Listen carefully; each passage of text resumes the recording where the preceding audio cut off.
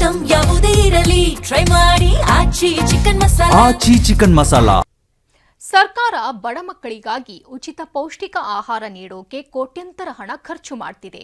ಆದರೆ ಈ ಜಿಲ್ಲೆಯಲ್ಲಿ ಮಕ್ಕಳು ಗರ್ಭಿಣಿಯರ ಅನ್ನಕ್ಕೆ ಅಧಿಕಾರಿಗಳು ಕನ್ನ ಹಾಕ್ತಿದ್ದಾರೆ ಎಂಬ ಆರೋಪ ಕೇಳಿಬಂದಿದೆ. ಗ್ರಾಮಸ್ಥರ ಆಕ್ರೋಶಕ್ಕೆ ಕಾರಣವಾಗಿದೆ.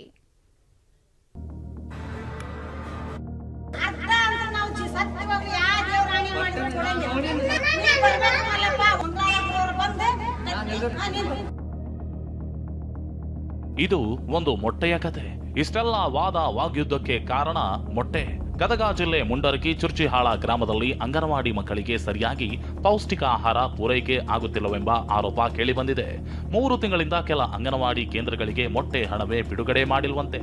ಶಿಕ್ಷಕಿಯರು ಹಣವಿಲ್ಲದಕ್ಕೆ ಒಂದು ಮೊಟ್ಟೆಯನ್ನ 3 ಭಾಗ ಮಾಡಿ ಮಕ್ಕಳಿಗೆ ಹಂಚಿಕೆ ಮಾಡ್ತಿದ್ದಾರಂತೆ. ಮಕ್ಕಳಿಗೆ ಒಂದು ತತ್ತಿ ಒಳಗ ಹೊಡೆದು ಕೊಡ್ತಾರೆ ಸರ್ ಇವರು. ನಾನು ನೋಡೀನಿ ಸರ್ ಕಣ್ಣಿಲೆ. ಮಗುವಿಗೆ ಒಂದು ತತ್ತಿ ಕೊಡೋ ರೂಲ್ಸ್ ಅಂತ ಐತ್ರಿ ಸರ್. ನಮ್ಮ ಮಕ್ಕಳಲ್ಲಿ ಬೇರೆಯವ್ರ ಮಕ್ಕಳಲ್ಲಿ ಯಾರ ಮಕ್ಕಳಲ್ರಿ ಮಕ್ಕಳಾರ ಅವು. ಒಂದು ತತ್ತಿ ಒಳಗೆ 2 ಹುಡ್ರಿಗೆ 3 ಹುಡ್ರಿಗೆ ಕೊಟ್ಟರೆ ಯಾರಕ್ಕೆ ಬರ್ತದೆ ಸರ್ ಅದು? ಹಾಲು ಎಲ್ಲಿ ಕೊಡ್ತಾರೆ ಸರ್ ಇವರು? ಇನ್ನು ಅಂಗನವಾಡಿ ಕೇಂದ್ರವು ಅವ್ಯವಸ್ಥೆ ಆಗರವಾಗಿದೆ. ಮಕ್ಕಳಿಗೆ ಗರ್ಭಿಣಿಯರಿಗೆ ನೀಡೋ ಗೋಧಿಯಲ್ಲಿ ಹುಳಗಳು ತಾಂಡವಾಡ್ತಿವೆ. ನೆನೆ ಮಧ್ಯಾಹ್ನ ಅಂಗನವಾಡಿಯಲ್ಲಿ ಊಟ ಸೇವಿಸಿದ 15 ಮಕ್ಕಳ ಪೈಕಿ 3 ಮಕ್ಕಳಿಗೆ ತೀವ್ರ ವಾಂತಿ ಹಾಗೂ ಬೇದಿ ಕಾಣಿಸಿಕೊಂಡಿದ್ದು ಆಸ್ಪತ್ರೆಗೆ ದಾಖಲಿಸಿ ಚಿಕಿತ್ಸೆ ಕೊಡಿಸಿದ್ದಾರೆ. ವಾಮಿಟ್ ಮೂರು ಜನ ಹುಡುಗರಿಗೆ ಆಗೈತೆ ಸರ್.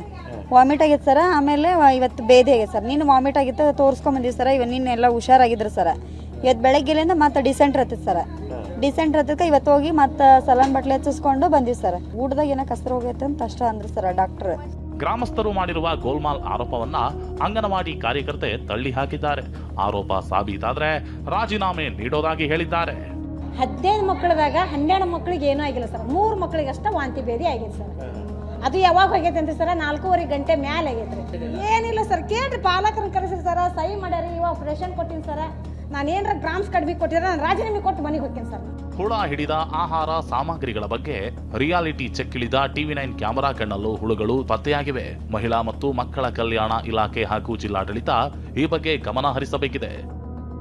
ಸಂಜೀವ್ ಪಾಂಡ್ರೆ, TV9 ಗದಗ.